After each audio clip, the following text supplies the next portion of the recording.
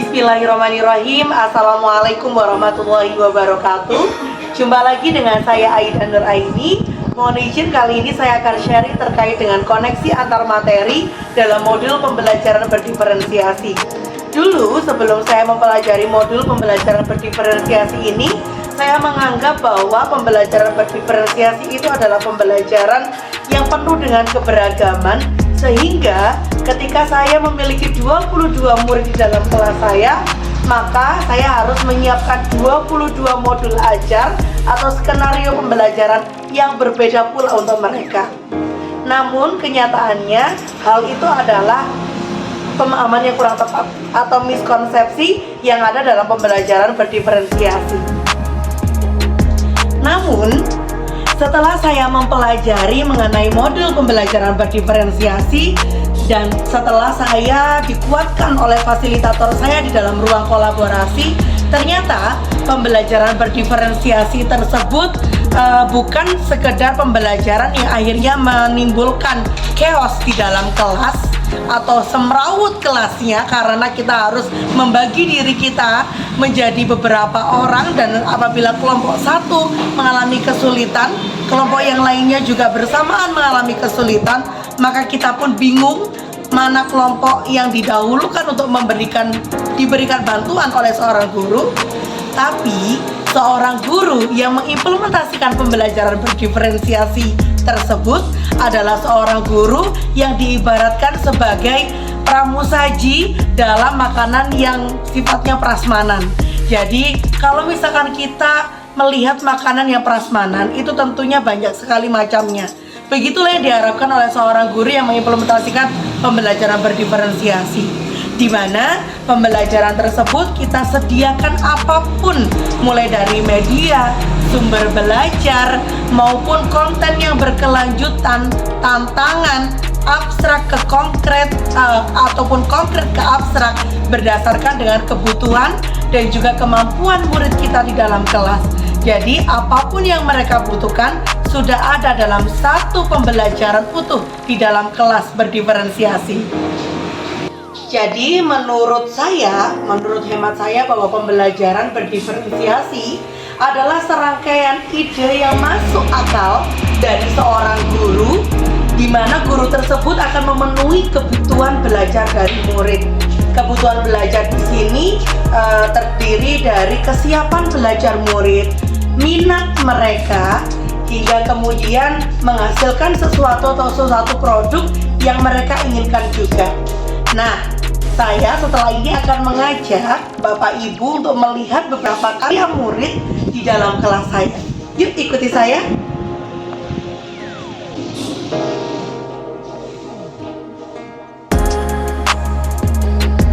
Nah, ini merupakan sebagian dari karya-karya murid yang sudah saya lakukan di dalam kelas, di mana mereka bebas bisa mengekspresikan produk apapun yang mereka inginkan, produk apapun yang mereka mampu untuk mereka beri di dalam pembelajaran tersebut. Seperti contohnya ini, di dalam selayang pandang proklamasi, ini adalah salah satu materi di kelas 6.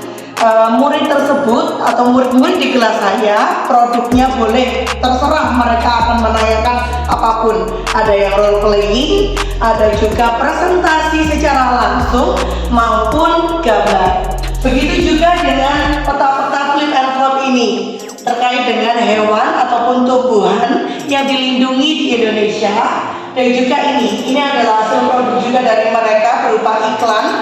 Jadi mereka mempromosikan sebuah produk, dan produk tersebut merupakan aset yang ada di sekitar lingkungan sekolah. Begitu juga dengan hal ini, kemarin kita sudah melaksanakan gelar karya terkait dengan peringatan 28 Oktober atau Sumpah Pemuda, dan mereka membuat sendiri brosur-brosur seperti ini, dan ini semua itu hasil karya mereka dan tidak perlu ditentukan oleh guru.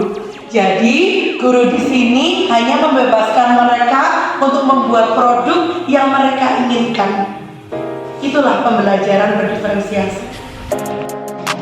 Terkait dengan koneksi antar materi di dalam pembelajaran berdiferensiasi, tentunya pembelajaran berdiferensiasi ini tidak terlepas dari pemikiran atau filosofi Ki Hajar Dewantara di dalam modul 1.1 pendidikan guru penggerak yang telah saya pelajari sebelumnya, bahwa seorang guru itu tugasnya hanyalah menuntun laku atau mengenali kodrat anak. Sebab kodrat anak sendiri itu sudah mereka dapatkan dari Tuhan. Kita hanya sebagai seseorang yang menebalkan dan menemukan kodrat tersebut agar potensi anak bisa menjadi lebih baik. Nah, selanjutnya di dalam modul 1.2 terkait dengan nilai dan peran guru penggerak, tentunya pembelajaran berdiferensiasi ini sesuai dengan nilai guru penggerak yang berpihak pada murid, di mana pembelajaran ini tidak berpusat pada kita sebagai guru, tetapi kita melihat aset masing-masing anak, keunikan masing-masing anak untuk kita kenali, untuk kemudian kita temukan potensi mereka yang terbaik, sehingga hasil belajar mereka pun akan lebih optimal. Selanjutnya di dalam peran guru penggerak memang menjadi pemimpin sebuah pembelajaran, tetapi di dalam pembelajaran di kelas itu tidak terlepas dari kolaborasi antara guru dengan murid tersebut. Selanjutnya terkait dengan visi guru penggerak sendiri, bahwa pembelajaran berdiferensiasi ini sesuai dengan berpikir strategis dan agen perubahan dalam pembelajaran, di mana kita memandang murid-murid kita menjadi murid-murid yang penuh dengan potensi, dan tidak hanya menuntut pembelajaran itu berpusat pada guru dan harus sesuai dengan standar guru, sehingga kelas yang dipenuhi oleh pembelajaran berdiferensiasi antara satu anggota kelas lainnya dengan yang lain itu akan adanya kolaborasi dan juga saling menghargai antara mereka.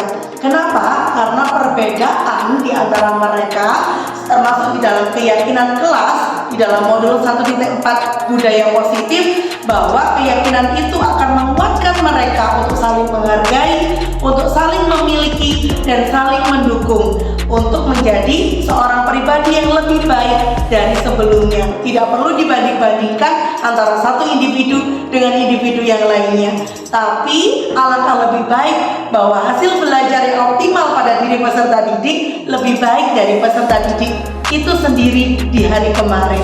Kalau saya bisa mengutip kata-kata atau hal bijaksana dari Albert Einstein, bahwa apabila kita memandang seekor ikan dari kepandaiannya melompat ataupun menaiki pohon, maka kita akan percaya bahwa ikan adalah hewan terbodoh di dunia ini. Dari situ kita bisa menyimpulkan bahwa semua anak terlahir dengan keunikan dan kelebihan masing-masing, kodrat dari Tuhannya.